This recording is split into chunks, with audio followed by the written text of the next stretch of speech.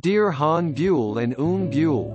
Today we will be discussing two famous arguments for the existence of God, Anselm's proof and Thomas Aquinas' 5 ways. Both of these arguments are very different, but they both try to prove the existence of God. Let's start with Anselm's proof. Anselm's argument is based on the concept of a perfect being.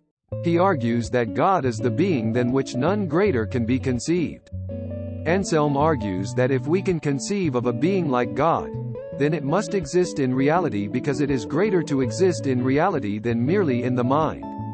Anselm's argument is a priori, meaning that it is based on reason and logic alone, rather than on observation or experience. On the other hand, Thomas Aquinas' 5 ways are based on observation and experience.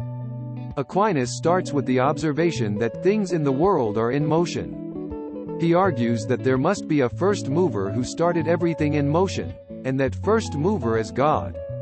Aquinas uses similar arguments from efficient causality, contingency, degree of perfection, and final causality to argue for the existence of God. Aquinas' arguments are a posteriori, meaning that they are based on experience and observation.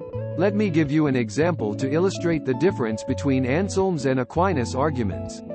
Imagine a perfect car, with all the features you could ever want. Anselm's argument would say that if we can conceive of such a perfect car, then it must exist in reality because it is greater to exist in reality than merely in the mind. On the other hand, Aquinas' argument would start with the observation that there are cars in the world, and then argue that there must be a first cause for those cars, and that first cause is God. Both arguments have their strengths and weaknesses, and both have been debated extensively in the history of philosophy.